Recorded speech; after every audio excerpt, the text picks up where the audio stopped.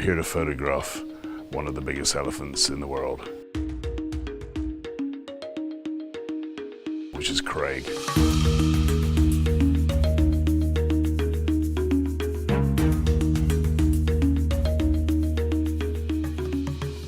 I know this place very well.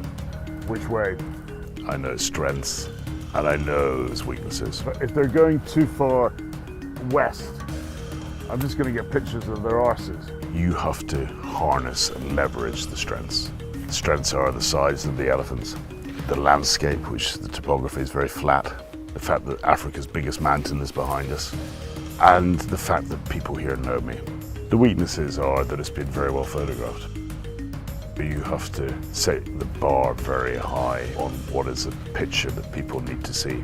I have been here in my life 150 days. In those 150 days, I've taken 3 pictures that perhaps added to people's memories or visions of Amboseli. 3 in 150 days. So you're thinking, how can you make it 4? We often fail. Failure is integral to success. Success is all about failure. We consider not getting the shot as integral to finally getting the shot, because what we're trying to achieve is an image that transcends. And that's very hard to do. This is a massive ecosystem, and so the idea that you're just going to turn up one day and say, I'm going to meet Craig at 9 o'clock is a little bit silly. From dawn, we have Maasai out on mopeds looking to find Craig. It's not a given, but they can cover a lot of ground and they've got great eyes. And we will be keeping in contact with radio so that when they find Craig, we'll know whether he's in an open space or not. The ideal situation is to find Craig early in the morning when he's in a position that lends itself to getting close. If he's in an area that's heavily vegetated, that's a problem. You don't want to photograph an elephant coming out of bushes, you want him on the open. The best level to photograph the elephant is from the ground. It's not from 5 foot high.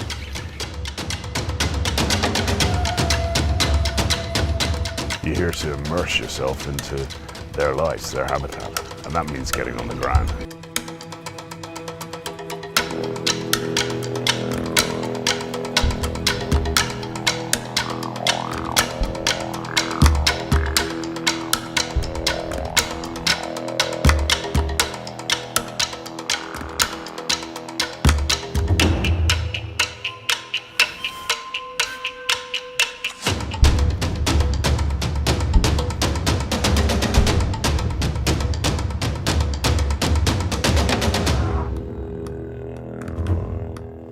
Finally got a strong picture of Craig. The lighting is soft.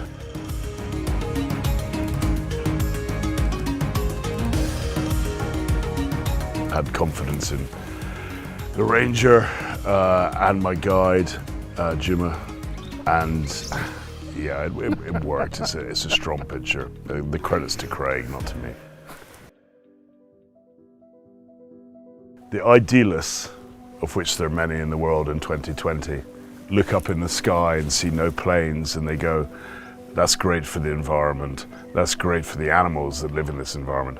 That is so naive. The fact there are no planes in the sky is really very bad news for the animal kingdom. It basically means no money is coming into places like East Africa where tourism is a huge part of the economy. In Kenya, the numbers range, but it's a big double-digit number, and that number's been lost. The rangers, some of them have lost their jobs, the hotel staff, drivers, guides. There's no protection, welfare state protection for people that are made redundant because of COVID in East Africa. So that means there's maybe more marginal, suboptimal behavior in terms of bushmeat, in terms of poaching increasing. A lot of conservation is funded by NGOs. And 2020 will be a very tough year for charities. People have got their own issues rather than dedicating some of their money to charities. So this is a sum of all fears for conservation.